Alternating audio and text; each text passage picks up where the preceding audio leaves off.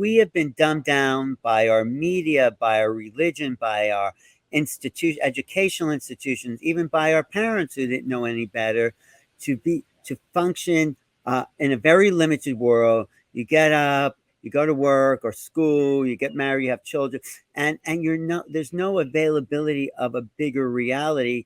And if we had, and this is really the crux, I think, behind why the government's been keeping the secret. It's not about aliens, it's about energy. It's about free energy.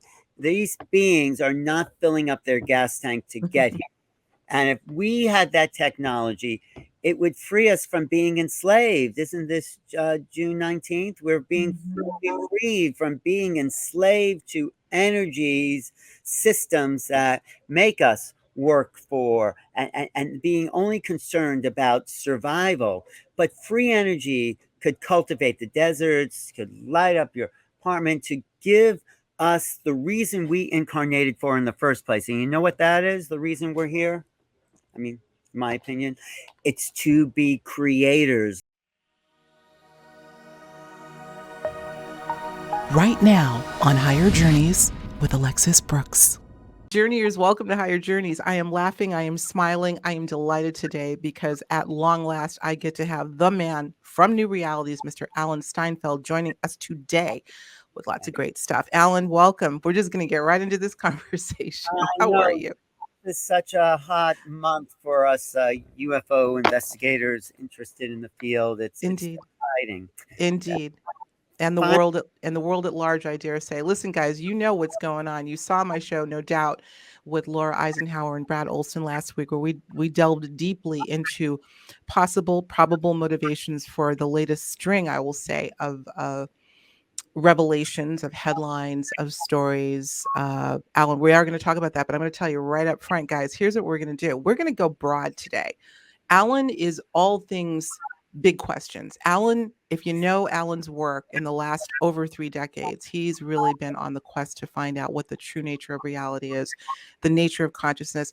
Of course, what is inclusive of that is our interfacing with this very large phenomenon of which we're hearing more about. So what we're going to do is Alan's got some things to share, but you know what we're going to do? We're taking it to the after show. We are going to do that on Patreon because Alan, I want to engage you in a broader discussion of which the UFO, I hate labels, you know that. This phenomenon has engaged with us and is opening up.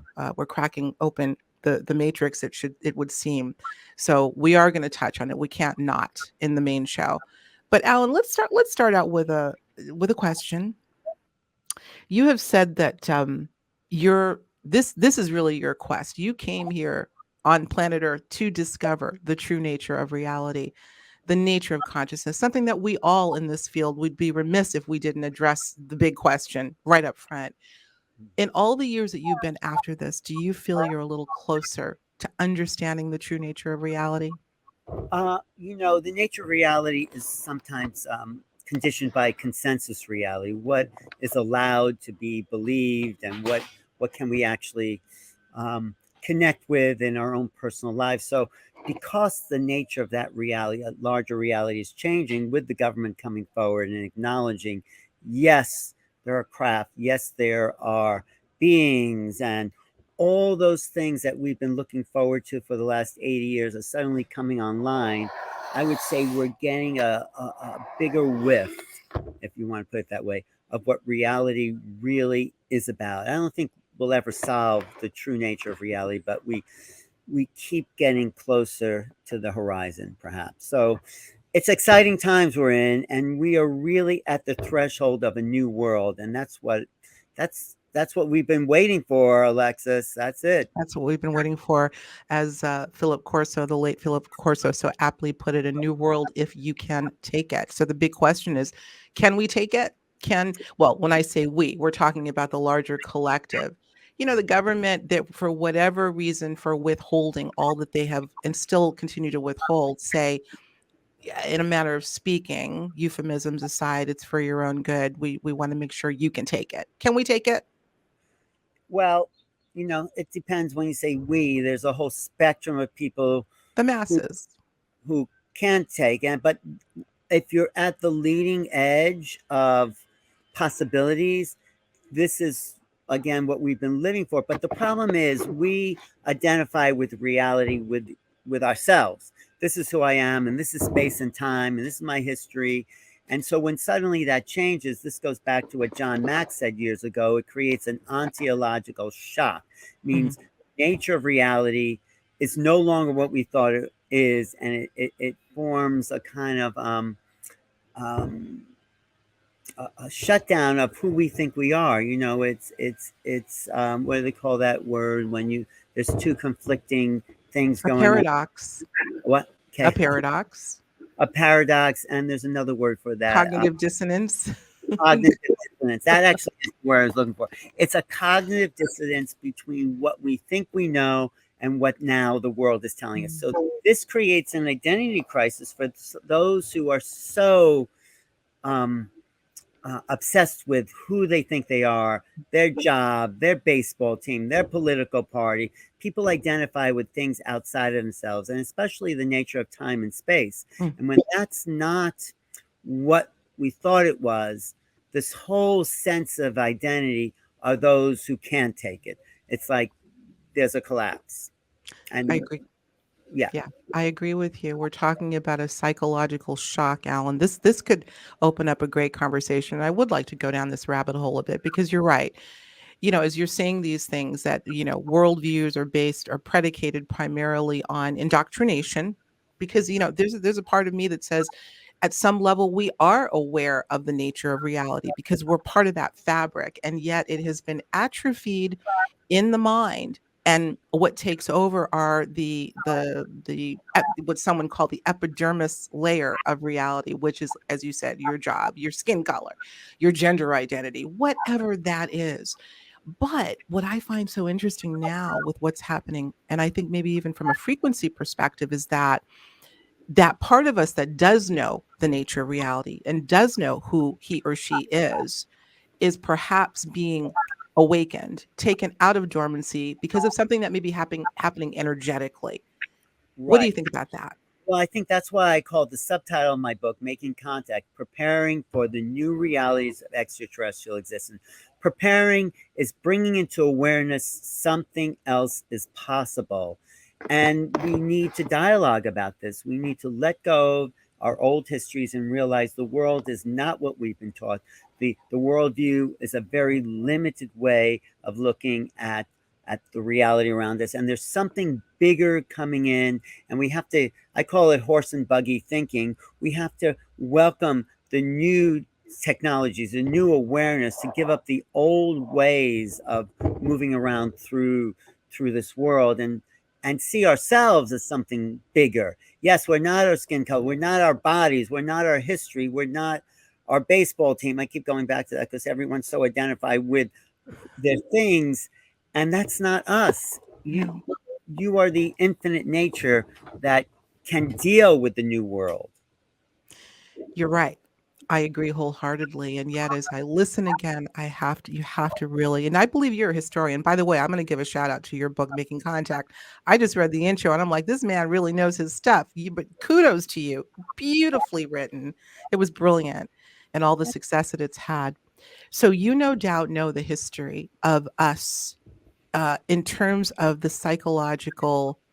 Um, I don't want to call it metamorphosis because I'm going to call it atrophying of human consciousness. Yeah. This has been many, many thousands, perhaps tens of thousands of years of undoing the organic human and presenting the facade that you're talking, the baseball game, the Netflix now, the all, and even going back thousands of years, whatever they were doing there at a surface level. So you're talking about lots of layers Mhm. of of matrix like reality, but Right. underneath that is something greater that I think people are starting to get a whiff of. You used that term earlier. They know there's a part of us that is identifying with this, but even if it has something to do with the whole time space continuum, and we know all of the anomalies that have happened that average people have experienced. So, Mhm. it's a lot to reconcile. And it does cause cognitive dissonance in even the best of us, I would think. But Right. do But you we've think been, yes. Oh, what were your questions? Sorry. no, you go ahead. I'm talking a lot. Go ahead.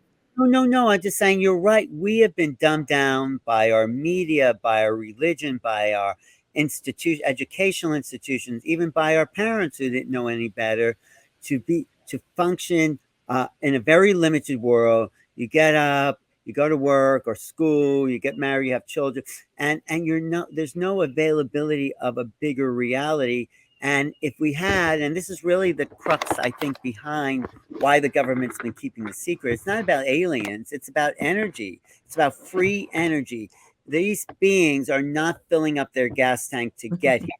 And if we had that technology, it would free us from being enslaved. Isn't this June 19th? We're being freed from being enslaved to energies, systems that make us work for, and being only concerned about survival. But free energy could cultivate the deserts, could light up your apartment, to give us the reason we incarnated for in the first place. And you know what that is? The reason we're here? I mean, in my opinion, it's to be creators, like you're a creator.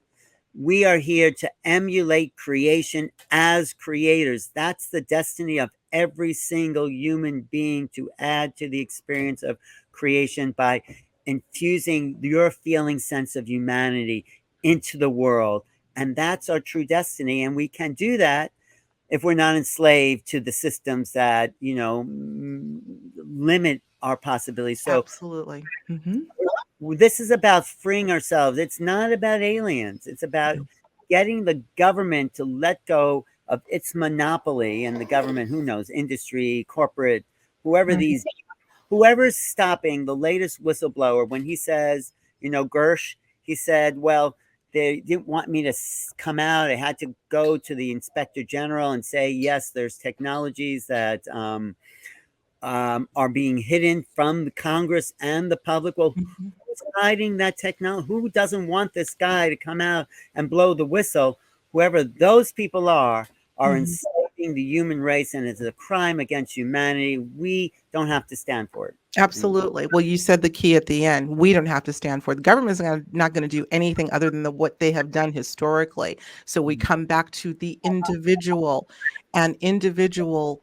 No, there's a chapter in my book, Conscious Musings, No Evolution Without Revolution and Right. Revelation. And I think the biggest revelation is about self.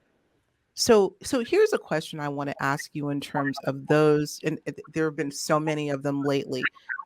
Um, those who ask big questions like yourself, like me, like our audience, that feel not only it's not just curiosity, it is there's a need to know, who am I really? What is this all about? Where are we going? And so many others that wouldn't even think to ask the questions, why is that? Is our DNA different, you think?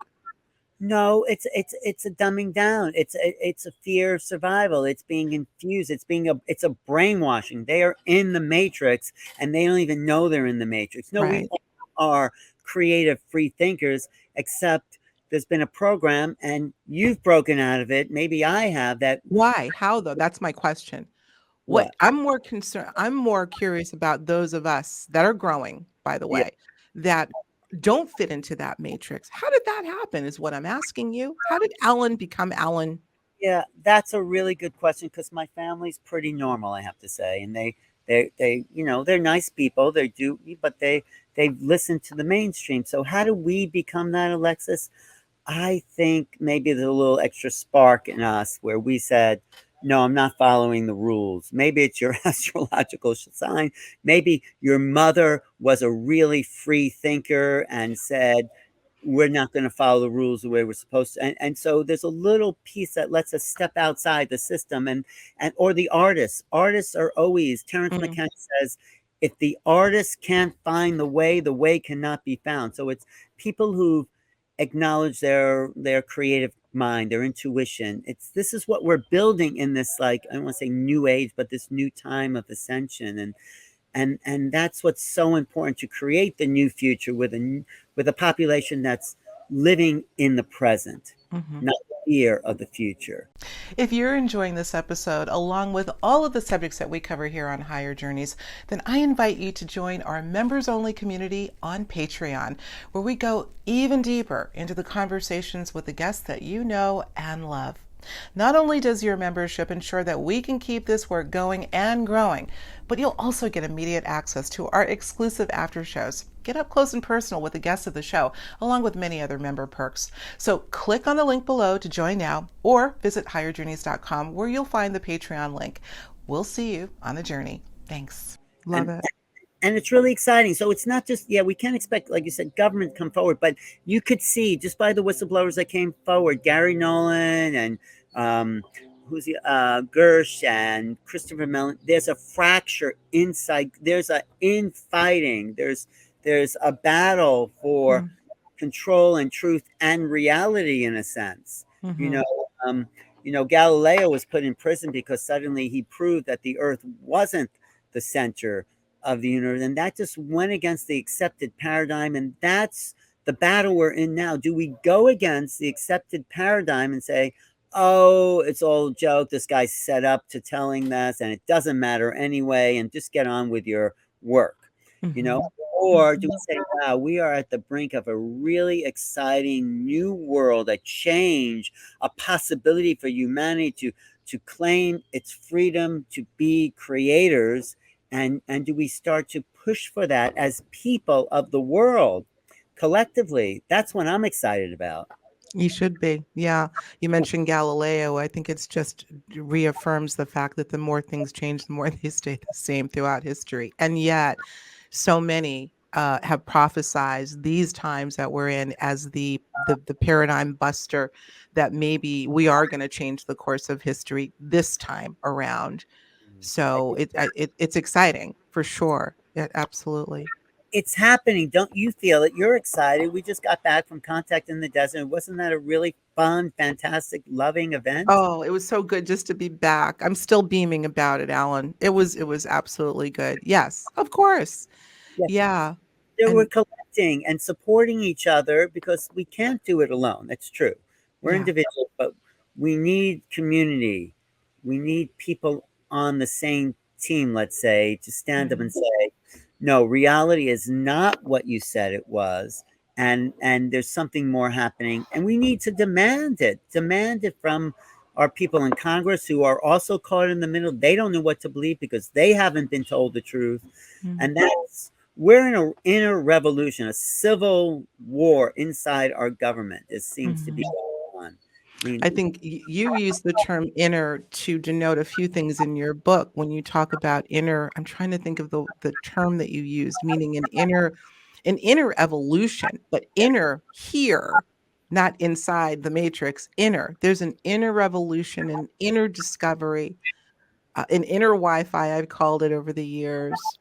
What again, I just don't know whether there'll be a mass epiphany, or whether it will happen groups at a time, a couple of people at a time, until we reach the 100th monkey and there's a true revolution or evolution. Well, we can see sort of how it's been evolving. I used to, in the 80s, I couldn't find a health food store anywhere when I would drive around and travel at different cities. Now there's a health food store, a Whole Foods or whatever, on every street corner practically. And that's an evolution for more consciousness. Yeah, we won't want to, even though who knows about the food in Whole Foods. But anyway. I was just going to say. It's an attempt. So there's more of a conscious awareness, and people are more definitely and concerned about the environment. Like, yes. I mean, I feel guilty every time I take a plastic bag from a store. So, and my father worked in a steel industry, and it actually killed him to be in an environment where there was no awareness of environmental toxins. That actually really was tragic, and because he was a good person and just did a job, and who knows, no one thought about that. So there is a change, and people are waking up, and people are having Kundalini awakenings, and people are seeing UFOs. Absolutely. So there is a change. Will it? I think it's like boiling water. Me and you, there's a couple of bubbles that bubble up and come steam, and then eventually when it reaches a certain level, maybe like the 100th monkey, it really starts to boil. So we're in that in between stage. Are we going to turn down the heat or turn it up and start to pop and really be part of a change? It can't. The world can't function the old way. You know. No, no, and it's not. No, absolutely not. Funny you should use that boiling water analogy because I was listening to someone talking about the boiling frog scenario, which is you're No. using it kind of in a different context. So let's hope that we're either because I think that there is boiling water on the negative side happening as well. Again, we're at a point of we're in a very dichotomous situation, I think, Alan, where we're seeing, I mentioned this in the last show, acts of altruism and getting back to conscious living like we've never seen before. And yet there's this incredibly in your face synthetic and frankly malevolent reality that's also emerging. Mhm. So yeah, it's dichotomous for sure. Seems to parallel. You get a little good, you get a little get more light, you get a little more shadow. I mean, it's like, there's that evolution. But aren't you excited about the possibility? Look at what you've done. Look at your input into this field has helped a lot of people just, become more aware. That's I why we're think what's it made me most um, encouraged are the numbers of people who heretofore have not been even interested in this subject that are emailing you and me and probably you as well saying, Alexis, oh my God, something happened to me and I need to understand and distill this now. Alexis, I'm seeing the world in a whole different way. So I'm excited about that for sure. I we'll make am. a difference. I Let's mean, let's yeah, go yeah, let's switch gears for a minute. I want you to tell you're a good storyteller, Alan. I want you to tell us in this wonderful adventure of a life that you live. I want you to give us maybe one of the strangest experiences that have happened to you that have really rocked your sense of reality. Can you share something with us? of course, it's actually in my book if people want to read it, chapter 7, Making Contact. But Oh, uh, I'll tell you.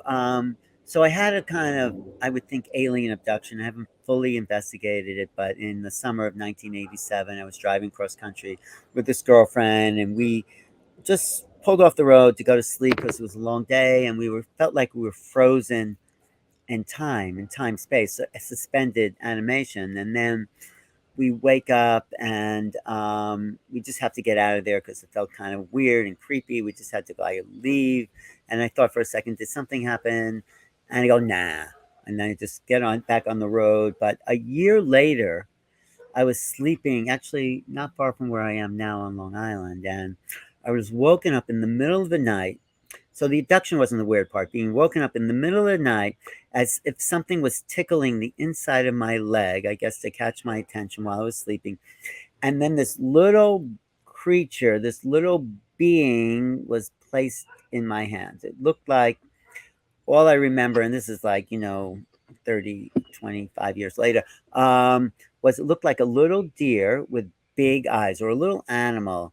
And I just thought, this is weird. Why am I being shown this? And who is this? But later on, I put it together. That may have been the result of whatever genetic information that was taken from me from that trip cross country. And then I was being shown to, I've read this in the literature. I didn't come up with this, to bond with these hybrid offspring, and that may be true, but I didn't feel a bonding. Maybe just holding it was bonding enough, but it was so weird. If you ask the question, that was the most weirdest thing that I remember, and I've never forgotten. And yes, it was in a dream state, but you forget your dreams. And I this is does that have you heard that? yeah. Well, not only have I heard of it, I've had similar types of things. Not quite yes, I have, as a matter of fact. Oh, I didn't know that you're an abductee too. Well, I don't use such strong terms, but I consider myself an experiencer for sure. And I have told my story, and part of it is, I've talked about in lectures. Yeah, absolutely. Well, if y'all were at contact in the desert, where my lecture was about unconscious contact, are you an experiencer and don't know it? This was Oh, the whole premise of what we were talking about. how can I see that? Because I'm actually researching someone who has total examples of being an experiencer without ever knowing it. Mhm. And how do I get to see that lecture? We Is can there? we can hook that up for you, Alan. We can work that. I'll quote you in my research paper because I think that is so important. Because like what was that, the Roper study in Mhm. 1992, 5%, according to Bud Hopkins and Dave Jacobs and maybe John Mack, have had abduction or contact experiences and have forgotten it, yet exhibit symptoms of contact. So I should try to find that My video. contention is that it could be more like 85 to 90, maybe more. And the thesis is predicated on things like phobias. Clues to contact is what I call it, like phobias. Trauma, childhood trauma seems to be a very strange entry point and a juxtaposition of those that have had human caused trauma, Yeah. abduction encounters. And then we also delineate abduction versus contact. Not all contact is abduction, but all abduction is some form of contact. So it goes pretty deep. We look into binary code and why people are seeing so many repeating numbers and how that might connect into the non-human intelligence arena. So it's deep. It's heavy. Yeah. Alexis, when can I interview you? We'll talk about that after. We're just keeping the focus on you, Alan I'm Steinfeld. really excited about that because you're absolutely right. It could be as high, I don't know, 85%, maybe I would say maybe 40%. I don't know. I don't know what the exact number is, but it's much higher. Whatever it is, I will say that, and I'm not as concerned about the numbers that may be having some form of contact because I think the lines are so blurry as to what constitutes contact. We talk about the angelic realm, the elemental realm, the shadow being phenomenon. And, again, as humans, we tend to delineate this is this and that means that. And I say it all constitutes contact with some form of sentient life that is not considered human. And in that case, those numbers are a heck of a lot higher. But more than that, the Right. goal of my Yeah, go ahead. No, the go. goal of my presentation, he's now turned the tables. Alan's a master interviewer, so this is the trouble I get into when I interview the interviewer. I'll say this, and then we'll go back to some of the other things. The goal of the whole presentation was really to understand. It's about self-discovery. It's about understanding self, but self has to be based on the whole spectrum of experience that one might have in their life, both consciously as well as unconsciously. And unconsciously, there seems to be a lot of revelation going on when people uncover, whether it be via hypnotherapy or triggers. We also talk about, triggers that can happen, like with Len Buchanan, the man who had said that the movie, what was the movie? Men Who Stare at Goats is based on. Lynn Buchanan was in a book that I was also in by Miguel Mendonça called We Are the Disclosure. And he talks about a trigger for his recollection of contact happening when he was looking for something in his backyard, right? And his wife said, Lynn, did you look in the backyard? No, he was looking for something, period. His wife goes, Lynn, did you look in the backyard? All she had to say was, Lynn, did you look in the backyard? And a flood of memories came back of a contact encounter that happened in his backyard. So Wow. people are the epiphanies that they're having are coming. It's almost like dream recall. You know how Yeah. like you have a dream, you forget, but you may be brushing your teeth a week later and all of a sudden clarity on the Right. dream. Right. So Yeah, no, that's a really good point because I don't know what yeah. my trigger was. I always thought I would remember seeing faces at the window when I was a child, and Mhm. my mother, I think it's, of course, generational. My mother had a Mhm. really strange phobia of fear of cats. And I said, well, what are you afraid of in cats? And she said, well, it's their eyes. I said, okay, I got Mm. you. And she doesn't Mhm. know any of this, but she does remember, or sort of remember, getting lost in the mountains of Tucson in the summer of 1947 with her mother, just when the Roswell thing was happening. And I just always thought that was really, she never lived outside of New York her whole life, except for that summer when she was trying to heal her asthma in Tucson and right there in the Southwest. And so I think it starts 3 or 4 generations back. So when they Agreed. get us, yeah. And yeah, There no, I think yeah. that's really brilliant. And I think it's so important. We have to have a public conversation about this. I mean, Yeah. because people need to realize that they may not be traumatized this is what John Mack was so key about. Mhm. It may not be well, it could be child abuse, and that does happen, of course, but it could be something else on top of that that is so traumatized people. It seems to be, yes, John Mack, and I actually quote John Mack a great deal in this presentation, but there seems to be some conflicting information, but also a confluence of events that also including childhood trauma, whatever it would be. Let's call it sexual abuse, of which unfortunately is very common, has been. Um, is it doing something to a part of the brain, shutting down a part of the brain that had that trauma, but also opening up another part of the brain that may actually attract these sorts of experiences? It's like somebody having a brain injury and all of a sudden having a bunch of paranormal encounters. You've heard of that. Right. So This is there's, rings work. The omega point. This is of exactly what course, you said. And absolutely. and Kenneth Ring, yes. probably Hmm. early childhood trauma opens the door. And actually, the studies of Gary Nolan and Kit Green. Have you read those papers I'm where familiar with it. Yeah. part of the brain actually grows? The white matter in the hypothalamus, they call it the catput and the there's some names for these parts of your Mhm. brain that actually grow in remote viewers, contactees, some trauma people, intuitive, psychics. There's another part. They thought it was an abnormality, but they really see it's a facility. So, Mhm. Absolutely. And, yeah, again, these discoveries have been used experimentally for both, mm, yeah, let's just say neutral, but also malevolent purposes. We have to talk about MK Ultra and how they used these sorts of experiments to purposely traumatize children, knowing that, or believing they're trying to replicate this idea of opening another vista in the brain that would allow secrets to be stored, as an example, and brought to another part of the world, etc. So yeah, there's a lot going on there. So I do go into that and sort of just juxtapose those that are having experiences with the fact that they may have had some kind of trauma as a child. I gave this lecture, Alan, in Australia back in 2019. That's where I debuted this lecture, and I can't tell you how many people came up to me afterward, specifically talking about the trauma connection and there being experiencers. So we've got something there.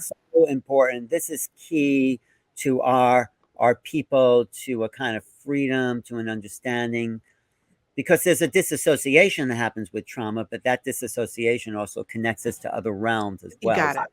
Very well said. Yeah, Yeah. you absolutely are right. Oh my God, we're out of time. But Oh, I'm no, getting no, we're not you and I, guys. Sorry, we're going to Patreon because Alan has a secret he's going to share over on Patreon. Aren't you, Alan? yeah, sure. If you tell me what it is. No, okay, well, Oh, yes. stop it. Alan is going to give us the latest. By the way, kudos for doing, before we sign off, I want to say you did a brilliant on the fly job of a panel that you had with Linda and Richard Dolan, our buddy, and who else was there? Oh Danny my gosh. The Steve Bassett. doctors, yeah, everybody was there. It was fantastic. Where were you Monday night? I I can't was on back to the airport, going back to the airport. I missed it. right on that panel because it was such a key panel for Yeah, people who were waiting 80 years, maybe not all of them 80 years, so, but we were waiting for this moment in history. And this is like the other shoe falling almost. right. Yeah, this is when the news guys broke Yeah. with the David Grush report. Not to mention the other things that we talked about this last week. All seem to converge at about the same time. The NASA independent panel, and then you had Greer's event, and then you had the Las Vegas event, which is getting weirder by the day.